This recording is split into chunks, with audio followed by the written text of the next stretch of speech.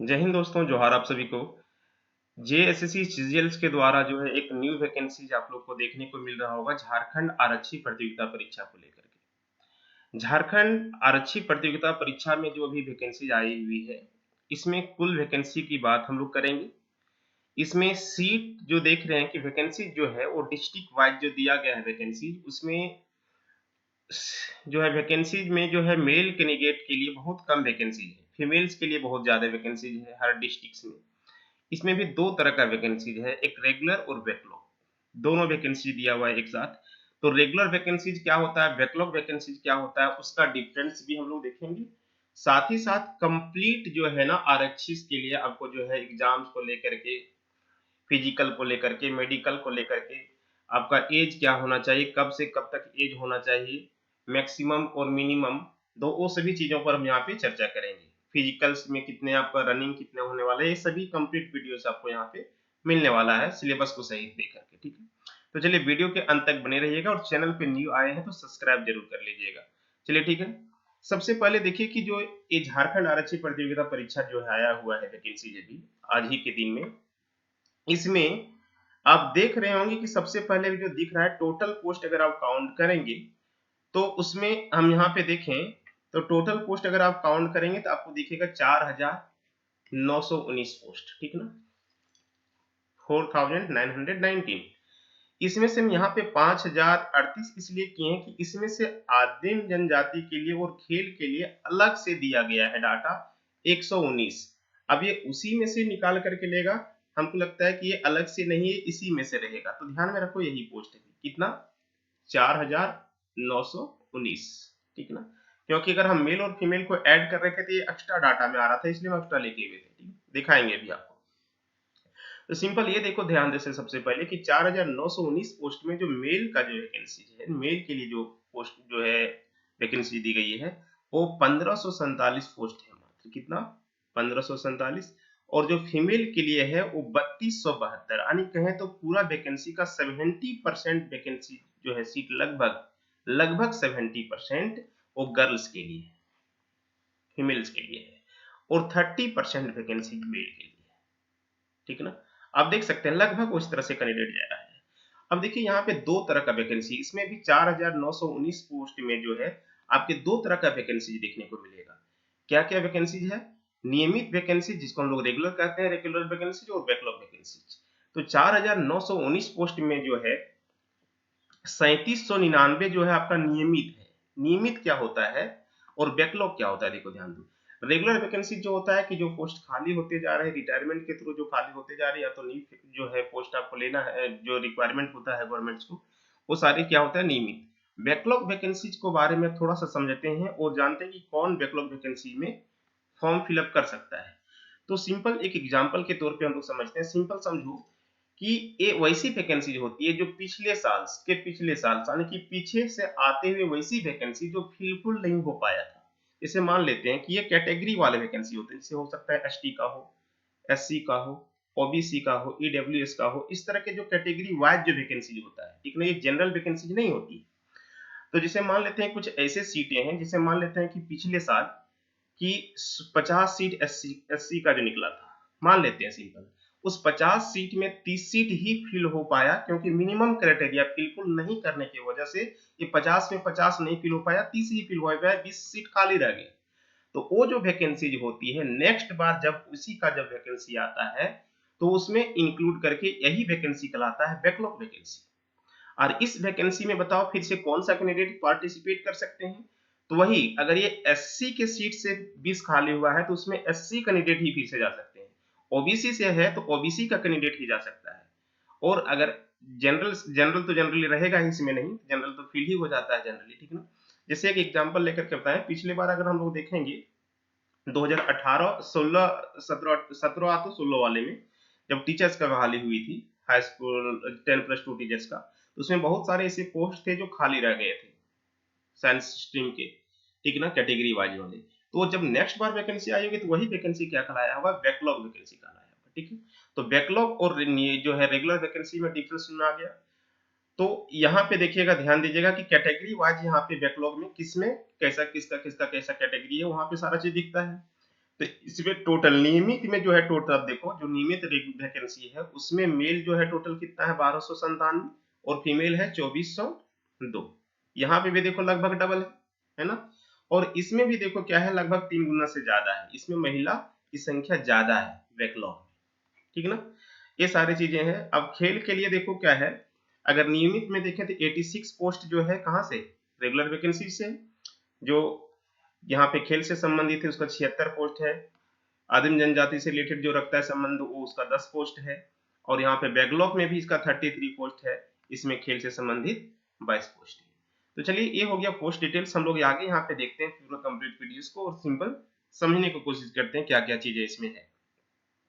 सबसे पहले तो आपको परीक्षा का शुल्क लगने वाला है 100 रुपया। अगर आप ST/SC के कैंडिडेट हैं तो 50 रुपया में आप फॉर्म फिलअप कर सकते हैं। देखिए यहाँ पे हम कैटेगरी वाइज आपको जो है डिस्ट्रिक्ट वाइज सारा लिखे हुए हैं, किसमें कितना मेल है कितना फीमेल है। रांची की अगर हम बात करें कुछ पोस्ट को अगर हम देखेंगे, बाकी बात हम आप लोग को PDF जो है अपना टेलीग्राम चैनल में शेयर कर देंगे, क्योंकि वीडियो बहुत ज्यादा लंबा नहीं करना है। इस वजह से आपको अगर हम सभी डिस्ट्रिक्ट का देखेंगे रेगुलर और बैकलॉग तो बहुत ज्यादा लंबा हो जाएगा। सिंपल समझना है, देखो ध्यान दो। अगर रांची में देखें तो टोटल 76 पोस्ट है, जिसमें से ये क्या है, पहला में देखो दो तरह का वैकेंसी का में दिया है रिक्तियों का विवरण नियमित, ये रेगुलर वैकेंसी है। और 3 का ही ख नंबर जो पॉइंट है वो बैकलॉग वैकेंसी है, तो ये नियमित है, रेगुलर है, ठीक ना। ये किसी के लिए भी है। अब यहाँ पे देखो ध्यान दो, इसमें क्या है कि 9 मेल है और 67 फीमेल है। कितना, लगभग समझ सकते हैं कि कितना ज्यादा है। तो यहाँ पे देखिए सबसे पहले देखिए पुरुष में देखेंगे तो 6 है, क्या है जनरल में, और यहाँ पे महिला में 44 है जनरल में।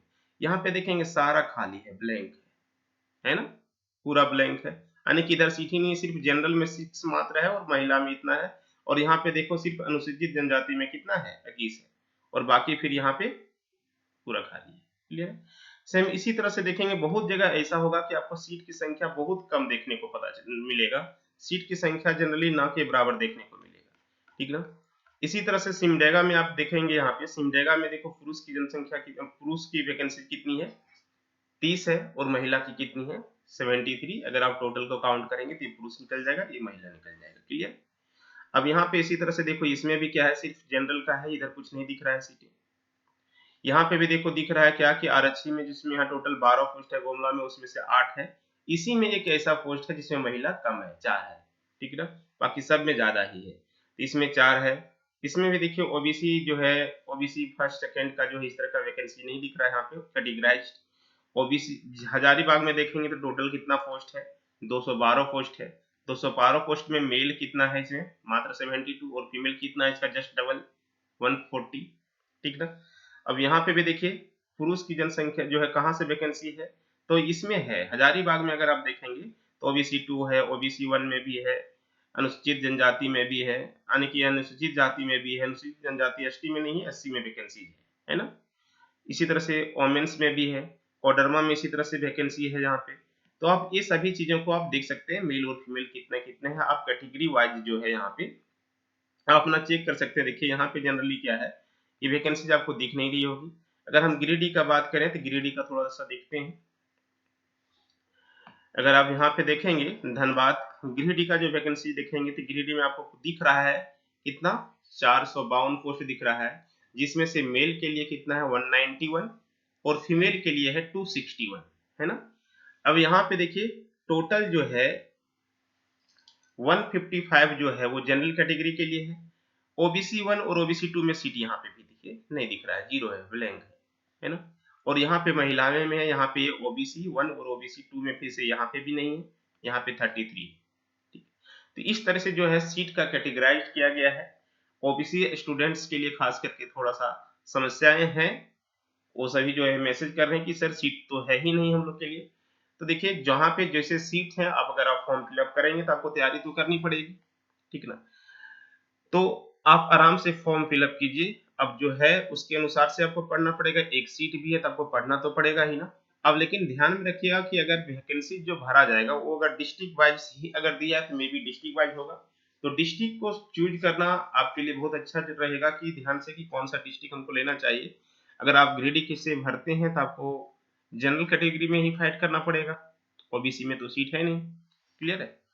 तो इस तरह से आप देख सकते हैं सारी वैकेंसीज में। आगे हम चलते हैं, इसमें देखिए सारा में बैकलॉग में थोड़ा सा देखते हैं कि आप लोग को बताएं कि बैकलॉग वैकेंसीज क्या होती है।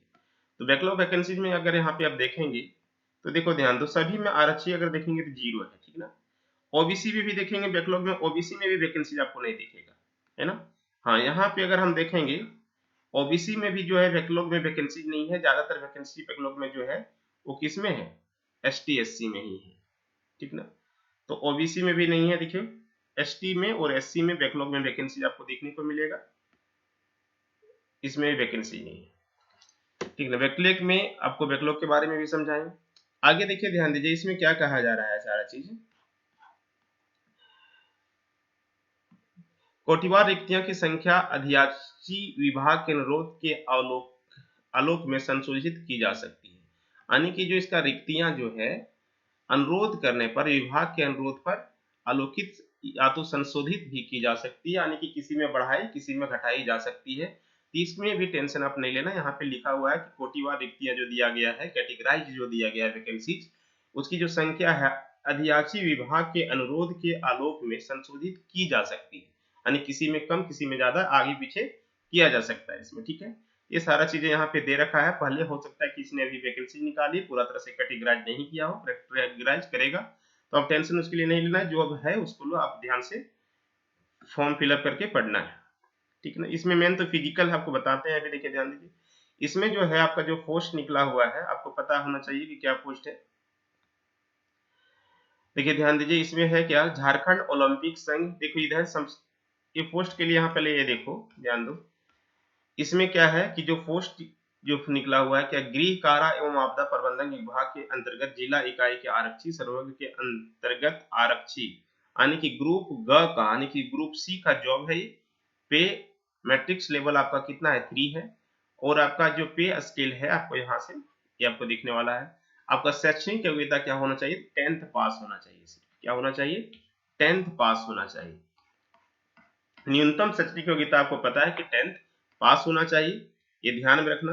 खेलकूद के लिए आपको दिया गया कि खेलकूद कोटा के अंतर्गत आरक्षण का दावा क्लास संस्कृति खेलकूद एवं युवा कार्य विभाग झारखंड की संकल्प संख्या इतना दिनांक 12/9/2007 द्वारा आरक्षी के पदों पर सीधी नियुक्ति हेतु निर्धारित निम्न मानक के अनुसार अनुमान्य होगा, यानी कि जैसे जिसके पास ये सब सर्टिफिकेट है उसको एग्जाम्स वगैरह का कोई नहीं, सीधी नियुक्ति होती है उसकी, ठीक ना। आप आवेदन दीजिए, आप जब करके अपना डॉक्यूमेंट्स जमा कीजिए, आपको सीधी नियुक्ति दी जाएगी, जो आपको देख रहे थे इधर था सारा चीज। झारखंड ओलंपिक संघ, देखिए क्या होना चाहिए आपके पास, झारखंड ओलंपिक संघ अथवा उसके संबंध संघों द्वारा आयोजित अधिक राज्य चैंपियनशिप, ठीक ना। द्वितीय या तो तृतीय स्थान भी है तो आपको आरक्षी का पोस्ट जो है, पुलिस का पोस्ट जो है आपको मिलेगा, ठीक ना। सीधी नियुक्ति आपको दी जाएगी। ये चीजें ध्यान में रखना, खास करके अगर इस तरह का किसी के पास सर्टिफिकेट है तो आप जाकर के ले सकते हैं। दूसरी बात रह गई यहाँ पे, देखो ध्यान दीजिए, सबसे पहले हाइट। अगर आप पुलिस का फॉर्म भरने जा रहे हैं तो पुलिस का फॉर्म भरने जा रहे हैं कि आपके पास हाइट भी होना चाहिए। तो आपको दिया गया है कि जनरल कैटेगरीज के लिए, ठीक ना, जनरल कैटेगरीज के लिए हाइट जो होना चाहिए वो न्यूनतम कितना होना चाहिए, 160। जनरल तो सबका होता है, ठीक ना, मीन्स जो है सभी लड़के का उतना लगभग हो ही जाता है जनरल कैटेगरी से, या तो किसी भी कैटेगरी से हो तो। और सीना जो है आपका क्या होना चाहिए, न्यूनतम 81 सेंटीमीटर, ठीक। अनुसूचित जाति और जनजाति और जाति के लिए 155 ही हाइट है, उसमें और कम है, इसमें सीना कितना होना चाहिए, 79। और ओबीसी 1 और ओबीसी 2 के लिए भी क्या है, जो जनरल का क्राइटेरिया है वही ओबीसी वाला का क्राइटेरिया है, ठीक है। महिला के लिए कोई भी कैटेगरी का हो महिला, उसके लिए न्यूनतम जो है हाइट होना चाहिए कितना, 148। और यहाँ पे इसका चेस्ट का जो है मापकरण नहीं किया जाता है, ठीक है। उसके बाद यहाँ पे देखो ध्यान दो, आपको कह रहा है कि जब आपका कह रहा है कि अभ्यर्थी के शारीरिक बनावट में मुड़ा घुटना, यानी कि किसी का घुटना जो होता है मुड़ा वगैरह रहता है, ठीक ना। घनु पैर, समतल पैर, स्फीत सिरा, उंगलियों का उचित ढंग से नहीं घूमना, उंगली जो है बहुत तरह से नहीं घूमता है, दृष्टिकोण, कलर ब्लाइंडनेस, इस तरह से अगर है तो आपको जो है दिक्कत हो सकती है, ठीक ना। अब देखिए सबसे रहेगी कि कौन कौन इसमें फॉर्म भर सकता है, 10th तो पास जो है वो कौन कौन इसमें फॉर्म भर सकता है। देखिए सबसे पहले इसमें न्यूनतम उम्र सीमा की जो गणना किया गया है, ठीक ना, वो किया गया है 1/8/2023। इसका मतलब हो गया कि 1/8/2023 को आपका 18 साल हो जाना चाहिए। न्यूनतम कितना है? 18 साल। इसका मतलब ये समझ लेना कि जिसका बर्थडे कितना 2001 8 2005 से पहले का है वो फॉर्म भर सकते हैं। समझ में आ रहा है क्या करें? इसलिए यहाँ पे लिख दिए हैं कि जिसका बर्थडे 1/8/2005 से पहले है, जिसका जन्म 1 तारीख 8वां महीना 2005 से पहले है, वो फॉर्म भर सकते हैं। कब तक? हाँ, लेकिन ये भी ध्यान में रखना कि 1/8/2094 के बाद होना चाहिए। किसके लिए? जनरल कैटेगरी के लिए। अगर आप जनरल कैटेगरी में आते हैं तो आपका 2005 से पहले का बर्थडे होना, डेट ऑफ बर्थ होना चाहिए और 94 के बाद का होना चाहिए। अगर ठीक है, ये किसके लिए है? जनरल के लिए। ओबीसी कैटेगरीज के लिए आपको जो है 2 साल का उम्र सीमा में, और यहाँ पे इसलिए 94 इसलिए आ गया, देखो ध्यान दो, क्योंकि ये अधिकतम उम्र सीमा की जो गणना है वो 2019 कर रहा है। इसका मतलब आपको अभी भी 4 साल का जो है ग्रेस दिया गया है, क्योंकि वैकेंसी नहीं आई थी 3-4 साल से, इसलिए आपको उम्र सीमा में 3-4 साल का छूट दिया गया है। यहाँ पे क्लियर है? तो यहाँ पे आपका 94 जो है से अगर बाद है, 1/8/94 के बाद आपका जो है डेट ऑफ बर्थ है, तो आप फॉर्म को फिल कर सकते हैं। ठीक ना? अगर ओबीसी के लिए जो है आप जा सकते हैं कितना? 92 तक। 2 साल और पीछे चले जाइए, 92 तक अगर है, 1/8/92 के बाद का अगर आपका डेट ऑफ बर्थ है तो आप फॉर्म को फिलअप कर सकते हैं। नेक्स्ट यहाँ पे देखो ध्यान, सेम उसी तरह से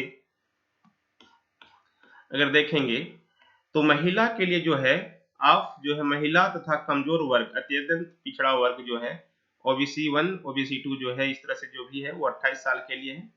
ठीक ना? अत्यंत पिछड़ा वर्ग मतलब क्रीमी लेयर। ठीक ना? तो उसके लिए 91 तक आप जा सकते हैं।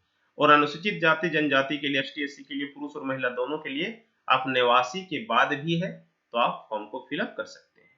भूतपूर्व सैनिक के लिए अधिकतम आयु सीमा में 5 वर्ष की अतिरिक्त छूट दी जाती है। जो एयरफोर्स, इंडियन नेवी वगैरह से जो आए हुए हैं उसको अधिकतर 5 सीमा की ओर छूट दिया जाएगा। ये सारी चीजें हैं। यहाँ पे देखिए, ध्यान दीजिए क्या है आगे। नेक्स्ट करा है क्या कि आरक्षण का दावा करने वाले सभी वर्ग के अभ्यर्थियों को कार्मिक प्रशासनिक सुधार तथा राज्य भाषा विभाग के प्राप्तांक इतना दिनांक 2/6/2016 द्वारा निर्धारित प्रपत्र जो है ना में अनुमंडल अधिकारी के स्तर से दिनांक 2/6/2016 तथा उसके पश्चात निर्गत स्थानीय निवासी प्रमाण पत्र मान्य होगा, जिसका मानक प्रपत्र प्रशिष्ट जो है कितना 8 पर आधारित है। कहने का मतलब है कि अगर आप जो है स्थानीय निवासी का अगर आप दावा कर रहे हैं, लोकल रेसिडेंसी आपके पास होना चाहिए। कब का? स्थानीय निवासी आपके पास होना चाहिए कब का? तो अगर आप एसडीओ से बनाए हुए हैं, ठीक ना, अनुमंडल पदाधिकारी से बनाए हुए हैं, तो आप 2016 के 2/6/2016 के बाद का भी है तो आपका चल जाएगा। कौन? स्थानीय। ठीक ना? और अगर आप सीओ से बनाए हुए हैं, किससे? सीओ से, तो आपका जो होना चाहिए वो कब का होना चाहिए? तो 2019/7/2009 के बाद। अगर एसडीओ से बनाए हुए हैं तो 2/6/2016 के बाद भी चल जाएगा। किससे? एसडीओ से। लेकिन अगर आप सीओ से बनाए हुए हैं तो आपका 19/7/2019 का के बाद का होना चाहिए, अगर आप अंचल पदाधिकारी से बनाए हुए हैं। ये सारा चीज ध्यान में रखना है। क्लियर है? यही यहाँ पे सारा चीज लिखा हुआ है। जाति प्रमाण के पत्र के बारे में यहाँ पे सारा लिखा हुआ है कि कैसे कैसे होना चाहिए। अगर आप इससे पहले, इस डेट से पहले हैं तो आपको यहाँ पे किससे बनाया होना चाहिए आपको पता होना चाहिए। देख लीजिएगा यहाँ पे, इसमें प्रशिष्ट जो है 3 है ना, उसके आधार पर ही आपका होना चाहिए जाति प्रमाण पत्र, वही यहाँ पे दिया गया है। मेन इसमें देखो एक ध्यान दिया गया है कि आपका जो जाति प्रमाण पत्र होना चाहिए, खास करके गर्ल्स को में दिक्कत हो जाता है शादी के बाद के लिए, यहाँ पे डायरेक्ट कह रहा है क्या, देखिए पिता के आधार पर निर्गत जाति प्रमाण पत्र ही मान्य होगा। यानी कि अगर आप पति के आधार पर जाति प्रमाण पत्र बनाए हैं तो वो मान्य नहीं होगा, पिता के आधार पर ही जाति प्रमाण पत्र मान्य होगा। क्लियर है? जो जो चीज यहाँ पे इंपॉर्टेंट है हम लोग आगे देखते जाएंगे, फिर डिस्कस करेंगे फाइनली। देखिए आगे कह रहा है कि आवेदन भरने से पूर्व अपने फोटो हस्ताक्षर को स्कैन प्रति भी अपने साथ रख लें, यानी कि और ध्यान में रखना कि फॉर्म फिलअप करने के बाद आपका जो है छाया प्रति जो आप निकाल लीजिएगा, जेरॉक्स निकाल लीजिएगा एक सीट, वही सही रहेगा। मेन इसका तिथि कब है, अब देखो मेन भरने के लिए, उसके बाद हम लोग देखेंगे एग्जाम्स वगैरह को क्या क्या क्राइटेरिया। इस फॉर्म का जो है रजिस्ट्रेशन स्टार्ट हो जाएगा इस फॉर्म का तो 15/1/2024 यानी कि 15 जनवरी से रजिस्ट्रेशन स्टार्ट होगा और 14 फरवरी 2024 तक रजिस्ट्रेशन होगा। 15 जनवरी से, ध्यान में रखना, 15 जनवरी से लेकर के 14 फरवरी तक, वैलेंटाइन डे ध्यान में रखना, उससे पहले, ठीक ना। परीक्षा शुल्क भुगतान करने का जो तिथि है वो 16 तक आप कर सकते हैं और हस्ताक्षर जो है अपलोड करने का जो है वो 18 तक है, ठीक ना। 18 तक आप हस्ताक्षर अपलोड कर सकते हैं, ठीक है। सेम जो है इसमें उसी तरह से देखो, ध्यान दो, अगर आप कुछ एडिट करना चाहते हैं, कुछ गलती हो गया है आपके फॉर्म भरते समय, तो 20 और से लेकर के 22 के मध्य रात्रि तक कुछ भी आईडी में ईमेल ऐड जो है वहां पे क्या कर सकते हैं, आवेदन पत्र में अभ्यर्थी का नाम, जन्म तिथि, ईमेल आईडी एवं मोबाइल नंबर की संख्या को छोड़ करके, यानी कि ऐसी चीज आप नहीं चेंज कर सकते। देखो, नाम, जन्म तिथि, ईमेल आईडी और मोबाइल नंबर, इस चीजों को छोड़ करके, पिता का नाम अगर गलत हुआ है, एड्रेस गलत हुआ है, तो इस चीजों को आप सुधार सकते हैं। ध्यान में रखना, 10th के सर्टिफिकेट में आपका जैसा नाम है, जैसा आप उसमें अल्फाबेट यूज हुआ है, सेम वैसा ही अल्फाबेट यूज करना है अपने नाम में, पिता के नाम में और माता के नाम में। समझ में आ रहा है ना। आगे अगर आप यहाँ पे जाएंगे तो देखिए परीक्षा का प्रारूप क्या है। यहाँ पे देखिए, ध्यान दीजिए, यहाँ पे डायरेक्ट लिखा, हम आगे भी बताएंगे जो भी हम डिस्कस कर रहे थे। परीक्षा का प्रारूप कर रहा है कि परीक्षा निम्नलिखित 3 चरणों में ली जाएगी, ठीक ना। पहला जो होगा आपका शारीरिक दक्षता परीक्षा है, यानी कि फिजिकल होगा, दौड़ भाग, ठीक ना। दूसरा है चिकित्सा जांच, यहाँ पे डायरेक्ट लिखा है चिकित्सा जांच, और तीसरा में लिखा है लिखित परीक्षा। तीसरा में कह रहा है कि पहले फिजिकल, उसके मेडिकल, उसके बाद आपका हो जाएगा एग्जाम्स। एग्जाम्स बहुत ज्यादा डिफिकल्ट नहीं है, बहुत आसान है, आप एकदम ध्यान से रखिएगा, कोई दिक्कत नहीं है, निकाल सकते हैं आसानी से। शारीरिक दक्षता परीक्षा जो है झारखंड राज्य पुलिस नियुक्ति जो है नियमावली जो है 2014 में वर्णित प्रावधान के अनुसार अनुसूचित जो होता है चयन परिषद द्वारा अभ्यर्थियों को शारीरिक दक्षता परीक्षा ली जाएगी, जिसमें सफल होना अनिवार्य है। कह रहा है कि शारीरिक दक्षता परीक्षा जो होगा, फिजिकल जो टेस्ट होगा, उसमें सफल होना अनिवार्य है। शारीरिक दक्षता परीक्षा जो होता है ना, क्वालिफाइड परीक्षा है, ठीक ना, आपको क्वालिफाई करना है, इसमें कोई अंक दे नहीं है, यानी कि आप ऐसा नहीं कि आप एक्सेलेंट मारते हैं तो उसमें आपको ज्यादा नंबर मिलेगा, पहले जैसा नहीं है, लेकिन पहले आपको दौड़ाएगा, ठीक है। उसके बाद यहाँ पे देखो क्या लिखा है, मेगा सूची में उपलब्ध विद्यार्थियों को मेघा क्रमानुसार आरक्षण कोटिवार रिक्तियों की संख्या के 3 गुने अभ्यर्थियों को चयन चिकित्सा जांच के लिए किया जाएगा, यानी कि चिकित्सा जांच के लिए कितना किया जाएगा, उसका 3 गुना किया जाएगा, ठीक है। तो यहाँ पे देखो ए लिखा हुआ है, इसका मतलब हमको लगता है इससे बीच में एग्जाम से लेगा, उसके बाद ही यहाँ पे आएगा, लेकिन आगे देखते हैं, क्योंकि 3 गुना एग्जाम के बाद ही देख सकते हैं। अब उसके बाद देखो यहाँ पे ध्यान दो क्या है लिखा हुआ, हाँ यहाँ पे देखो क्या लिखा हुआ है, कह रहा है कि शारीरिक दक्षता परीक्षा एवं जो है शारीरिक दक्षता परीक्षा एवं चिकित्सीय जांच में सफल अभ्यर्थी की ओएमआर आधारित परीक्षा ली जाएगी, यानी कि जो दोनों में पास हो गया है, फिजिकल और मेडिकल, जो दोनों में पास हुआ है उसी को एग्जाम देने मिलेगा। यहाँ पे ये लिख रहा है ना, लेकिन आगे एक जगह हम दिखाएंगे कि फिजिकल के बाद एग्जाम के बाद वो मेडिकल होता है। तो कोई दिक्कत नहीं, कोई भी हो, सबसे पहले दौड़ होगा, ये तो ध्यान में रखना, उसके बाद एग्जाम ले या तो मेडिकल ले, लेकिन पहले फिजिकल होगा, उसके बाद एग्जाम या तो मेडिकल। अभी देख लेंगे आगे, यहाँ पे 30 पॉइंट के आधार पर साफ साफ कह रहा है कि पहले क्या होगा, शारीरिक दक्षता परीक्षा फिजिकल और एवं चिकित्सा में चिकित्सीय जांच, यानी कि इसमें मेडिकल में सफल विद्यार्थी को ओएमआर आधारित परीक्षा ली जाएगी। लिखित परीक्षा यदि विभिन्न समूहों में लिया जाता है तो अभ्यर्थियों को प्राप्तांक का नॉर्मलाइजेशन किया जाएगा, यानी कि एक से अगर ज्यादा शिफ्ट में एग्जाम होती है, और हमारा नहीं कि आपका एग्जाम्स ऑफलाइन होने वाला है, और अगर एग्जाम्स एक से ज्यादा दिन होता है तब नॉर्मलाइजेशन होगा, अगर एक ही दिन हुआ तो नॉर्मलाइजेशन नहीं होगा, ठीक ना। और नॉर्मलाइजेशन में क्या होगा कि आपका नॉर्मलाइजेशन मार्क्स ही दिया जाएगा। देखो ध्यान दो, कह रहा है क्या कि लिखित परीक्षा जो है, लिखित परीक्षा में निम्नलिखित 2 पत्र होंगे, कितना, पेपर 1 और पेपर 2, 2 पेपर है, पेपर 1 और पेपर 2।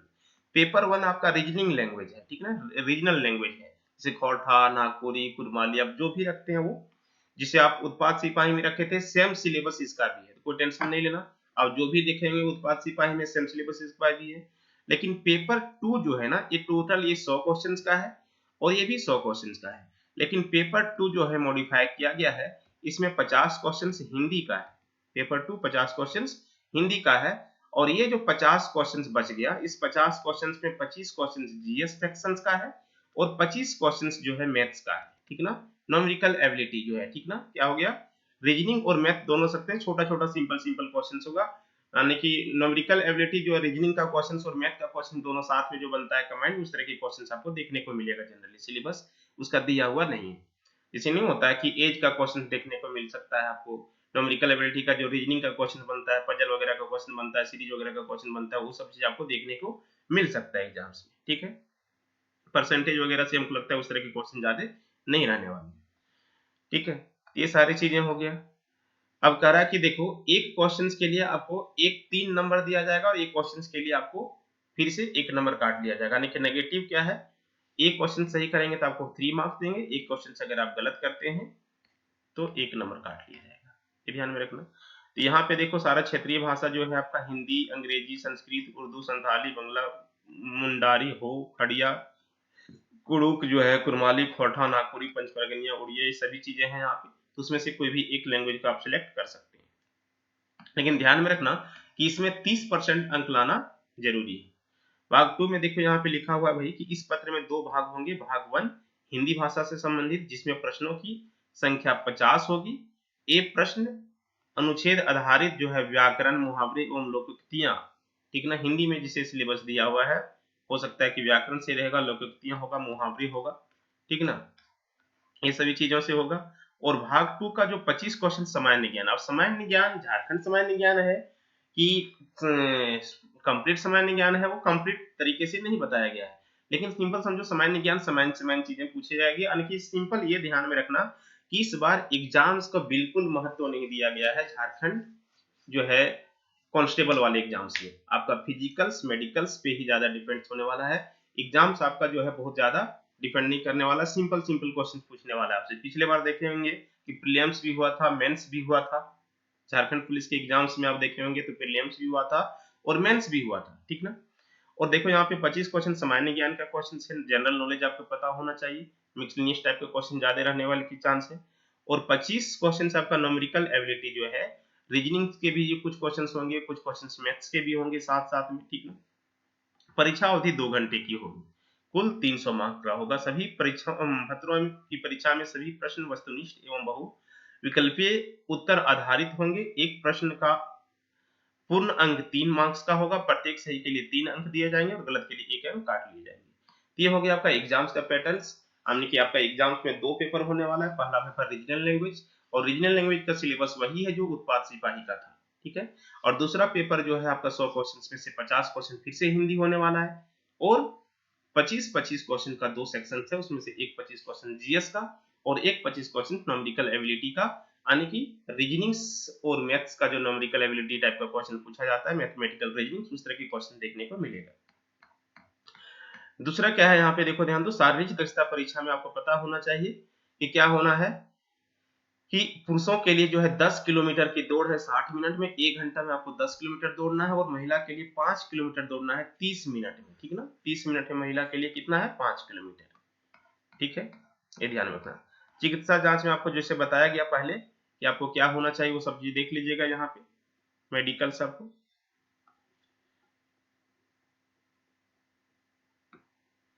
देखिए यहाँ पे देखो, हाँ यहीं पे देखो, चिकित्सा कहता है लिखित परीक्षा में उत्तीर्ण अभ्यर्थियों का चिकित्सा जांच जिला के असैन्य शल्य चिकित्सक सह मुख्य चिकित्सा पदाधिकारी की अध्यक्षता अथवा उसके द्वारा गठित चिकित्सीय परिषद द्वारा किया जाएगा।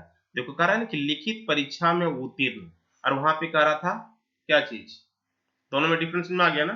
तो यहाँ पे ध्यान में रखना कि इसका मतलब ये है कि पहले आपका फिजिकल होगा, उसके बाद एग्जाम्स होने वाला है, उसके बाद जो है मेडिकल होने वाला है। ये 3 प्रोसेस है, पहले फिजिकल, उसके बाद एग्जाम्स, उसके बाद मेडिकल होने वाला है, ठीक है। ये चीजें को ध्यान में रखना, क्लियर है, इसमें कुछ वैसा खास नहीं है।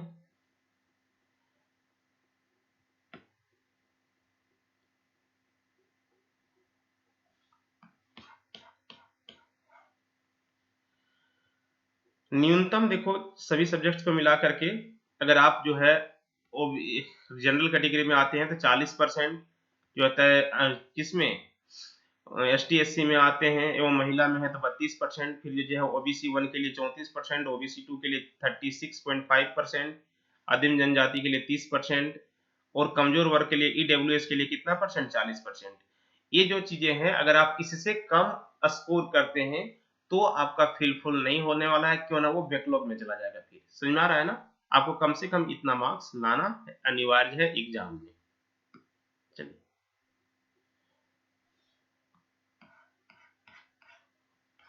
आगे जो है इसमें सिंपल देखेंगे तो कोई वैसी चीजें है नहीं।